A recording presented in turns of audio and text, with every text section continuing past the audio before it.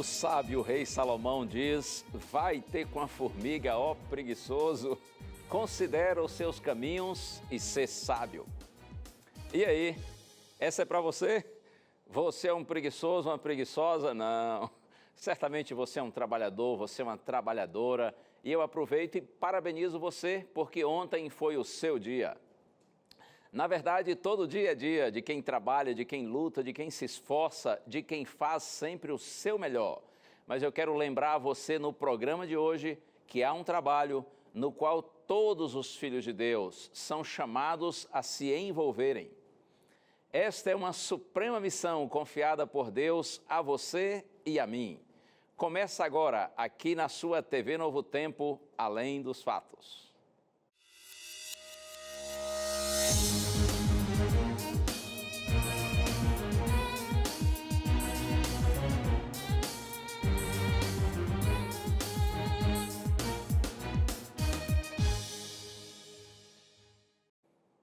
E a gente já chega, como sempre, compartilhando abraços com os nossos queridos amigos espalhados pelo Brasil e pelo mundo.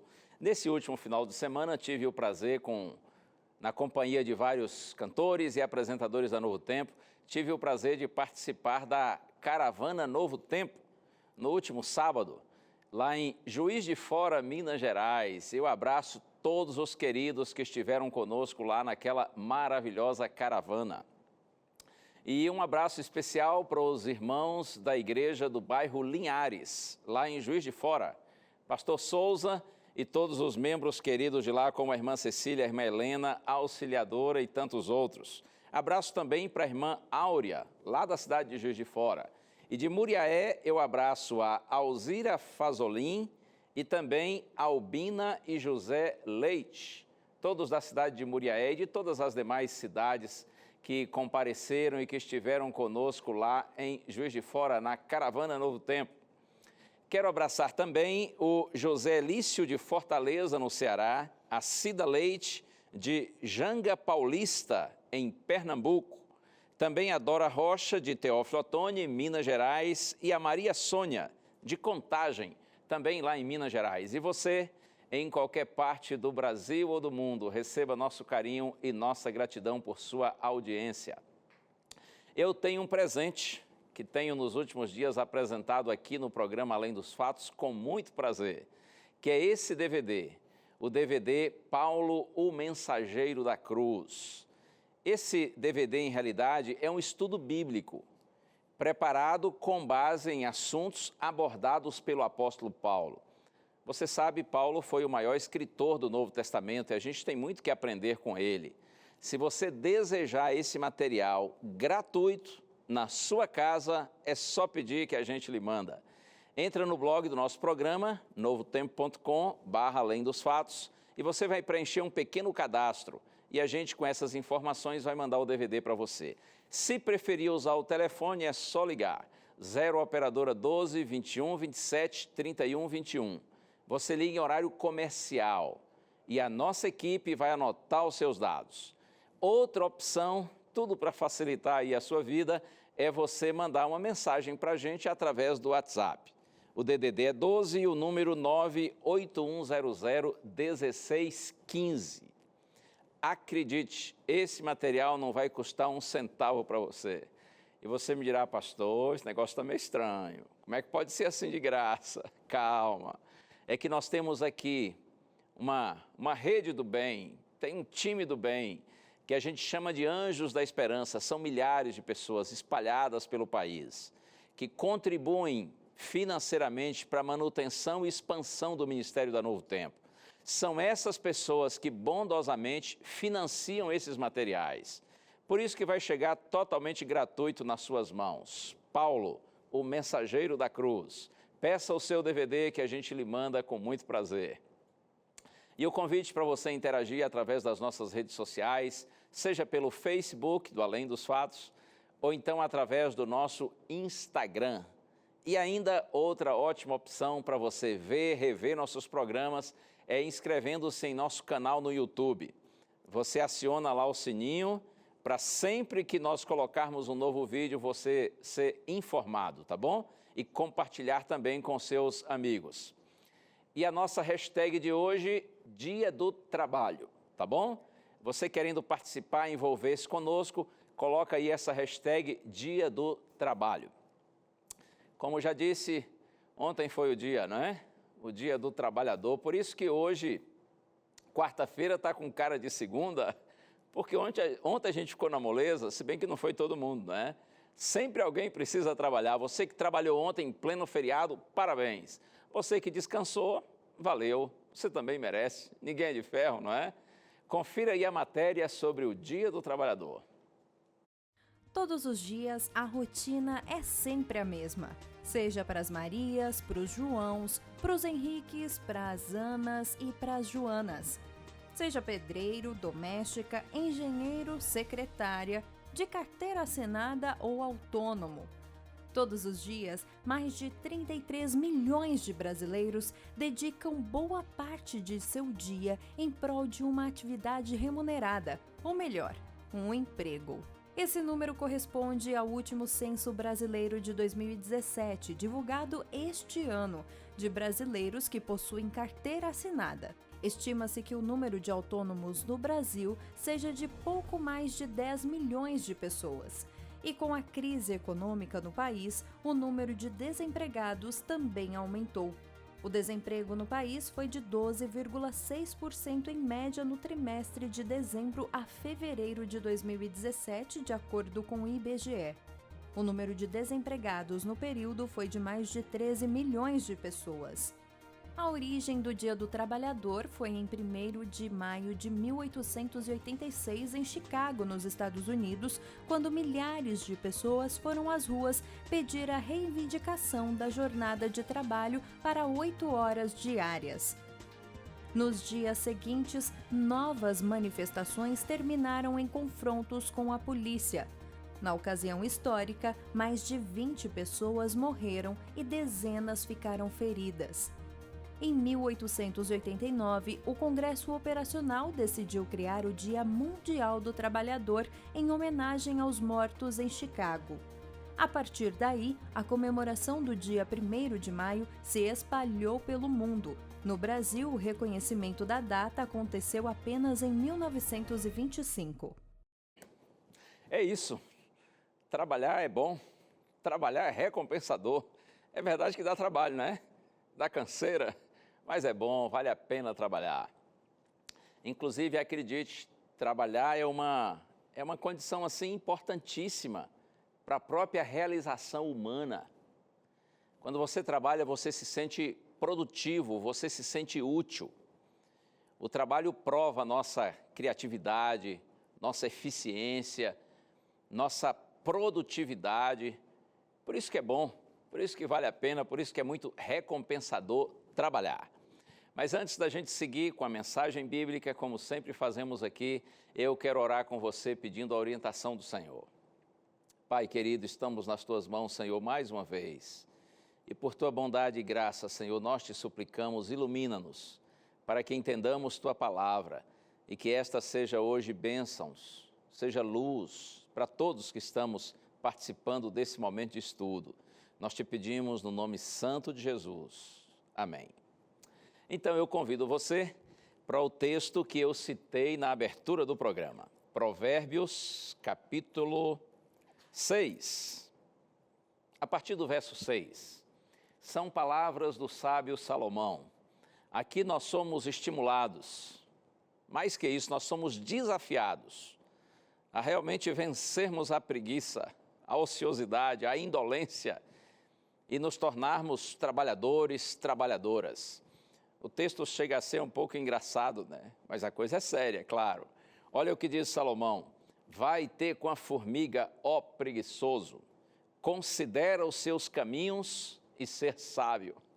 Salomão pega uma formiguinha como um exemplo a ser imitado. A iniciativa da formiga, né? Por isso que ele diz assim, olha, vai ter com a formiga, preguiçoso. Olha a formiga, observa a formiga. Considera os seus caminhos, considera seu exemplo, sua iniciativa, para que você se torne uma pessoa sábia.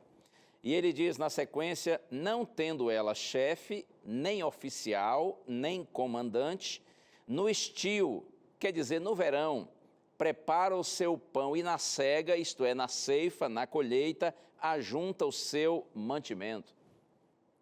Olha a formiguinha, diz o sábio Salomão, que não tem chefe, não tem oficial, não tem lá gerente, supervisor, coordenador, não tem uma autoridade sobre ela, mas ainda assim ela cumpre sua missão. Ela vai lá e resolve o problema. Na hora do verão, Salomão diz, ela prepara o seu pão e na cega, na ceifa, na colheita, ela junta o seu mantimento. Salomão está entendendo aqui que a formiga pode ser um bom estímulo e uma boa orientação para o preguiçoso, para aquele que está na moleza. Eu fico imaginando o Salomão talvez pensando assim, mas não é possível que uma formiguinha de nada, com aquela cabecinha minúscula, tenha ali dentro mais juízo do que você aí no seu cabeção. Você que é preguiçoso, você que vive na moleza, você que não faz nada. E aliás, quem vive assim nessa preguiça toda, com certeza está escorando em alguém, não é? Está explorando em alguém, está explorando alguém, e isso não é justo. É o que o sábio Salomão está dizendo, que a gente precisa aprender com a formiga. E olha mais, ele diz assim, ó preguiçoso, até quando ficarás deitado? Quando te levantarás do teu sono? Até quando você vai ficar na cama? Vai ficar aí só enrolando e vendo a vida passar? Ora, aqueles que vivem nessa situação, apenas vendo a vida passar, aqueles que ficam apenas sonhando, não vão para lugar nenhum. É preciso levantar-se, essa é a ideia, é preciso realizar, é preciso conquistar.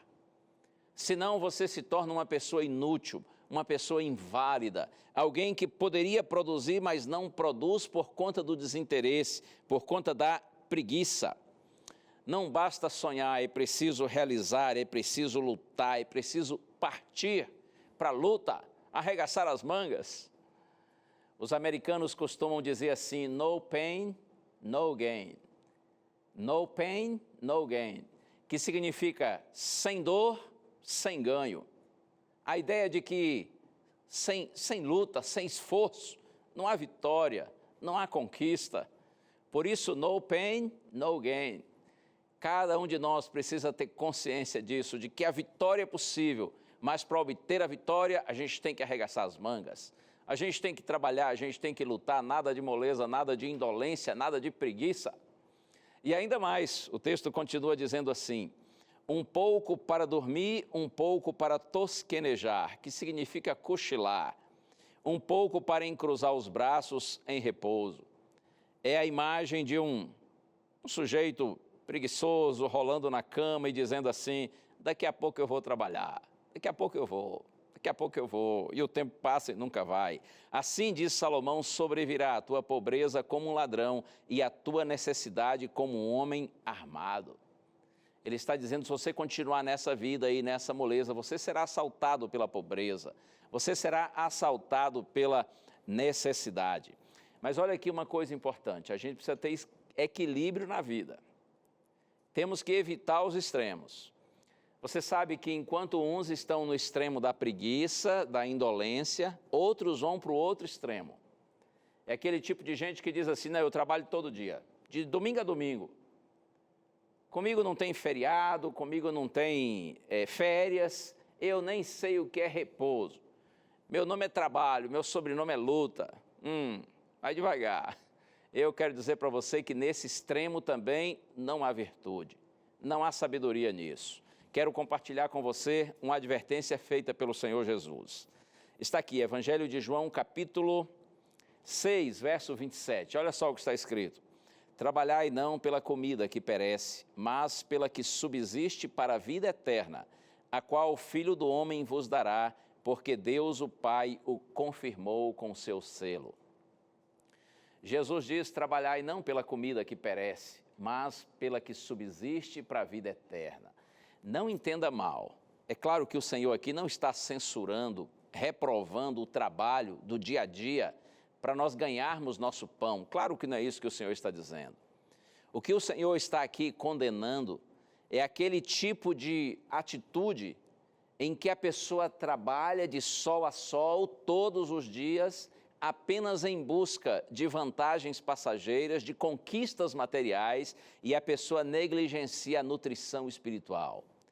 Negligencia a busca por Deus, pelo seu reino, pela sua palavra, pela sua justiça. Se você estudar aqui o contexto de João capítulo 6, você vai entender. No dia anterior, Jesus havia multiplicado pães e as pessoas se encantaram. No dia seguinte, lá estavam elas atrás de Cristo outra vez. Mas Jesus, na sua sabedoria, percebeu que a intenção delas não era de ouvirem a sua palavra, os seus ensinos, compreenderem os seus caminhos. A maioria estava ali apenas em busca do pão material. Foi nesse contexto que Jesus disse essas palavras, que a gente deve trabalhar, sobretudo, em busca de nossa nutrição espiritual. Ou seja, nós devemos, em nossa vida, priorizar o reino de Deus. Cuidado, trabalho é bênção, claro que é, mas torna-se maldição quando o trabalho ocupa toda a nossa vida. Quando a gente, em vez de trabalhar para viver, a gente vive para trabalhar. Você compreende? Repito, trabalho é bênção. Faz parte da vida, porém a vida é muito mais do que trabalho. Vida é família, vida é relacionar-se com os amigos, vida é cuidar de si mesmo e, sobretudo, vida é priorizar o reino de Deus. É conhecer o Senhor, conhecer a sua palavra e procurar com fidelidade andar nos seus caminhos. Você sabe qual é o trabalho mais importante no qual nós, os filhos de Deus, devemos nos envolver?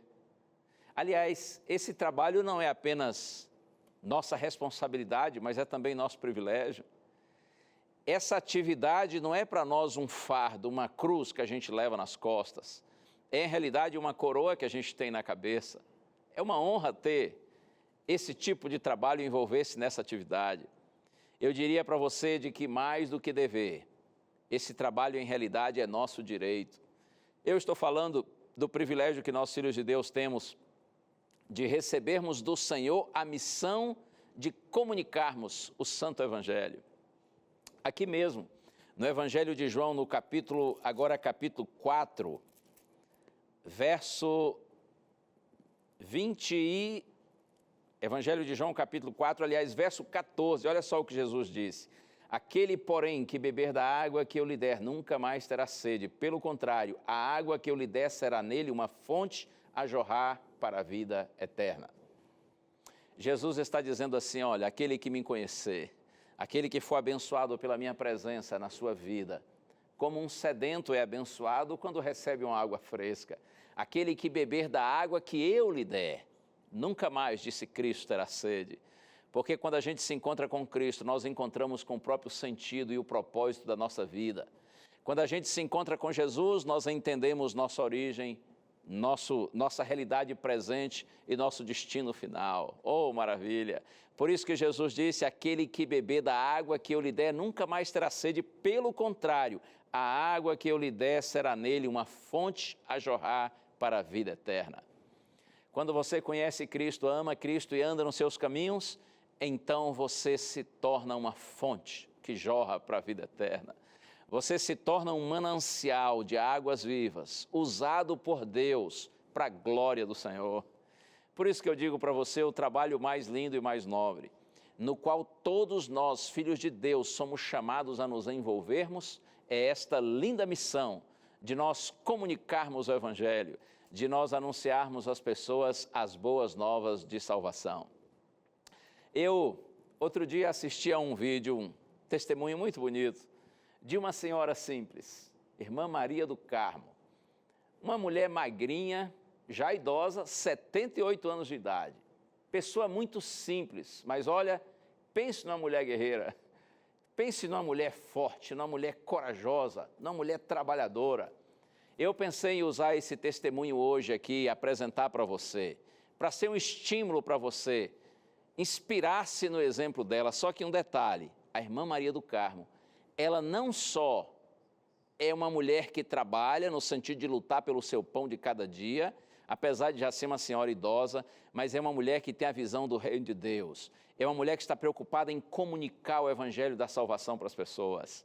Eu quero aproveitar e agradecer aos nossos queridos amigos lá do escritório da Igreja Adventista na Associação Paulista Sul. Eles que prepararam essa matéria e nos permitiram compartilhá-la agora com você. Confira aí o testemunho da irmã Maria do Carmo. Antes de qualquer coisa, nós aprendemos que primeiro Deus. Estou orando, confiante nos méritos de teu Filho amado Jesus Cristo, meu Criador e Redentor, mantenedor da minha vida, das nossas vidas. Amém, Jesus.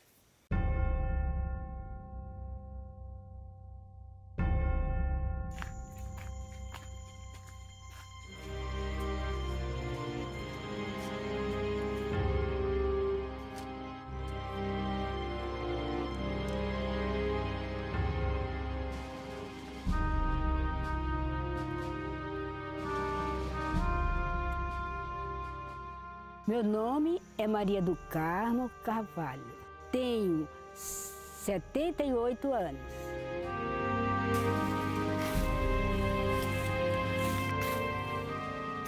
Eu sou sozinha aqui em casa, só os anjos de meu Deus. Eu faço tudo. O que eu posso fazer, eu faço. O que minhas forças me dão, eu faço. Tua graça. Imploramos a mim. A história da Maria do Carmo é uma história muito bonita. Quando eu cheguei aqui no distrito, eu fui apresentado a ela e ela me trouxe um sonho de ter uma igreja em sua propriedade, a qual ela se disporia a dar à igreja para pregar o evangelho na sua comunidade.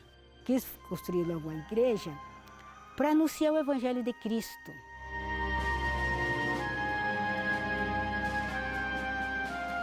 Eu vim até aqui para conhecê-la, visitar a sua casa, saber mais sobre esse sonho. E ao chegar, o que foi que eu encontrei? Todo esse terreno totalmente limpo por ela, apenas com uma enxada, um pedaço de pano, ao qual ela arrastava para fazer a terraplanagem, para preparar para construir uma igreja. Tirava a terra assim, cortava um tanto e carregava. Não podia deixar, porque se deixasse, vinha a chuva, ele ia segurar no chão novamente. Eu tinha que me esforçar. Quando fomos fazer as medidas para preparar a igreja, descobrimos coisas impressionantes.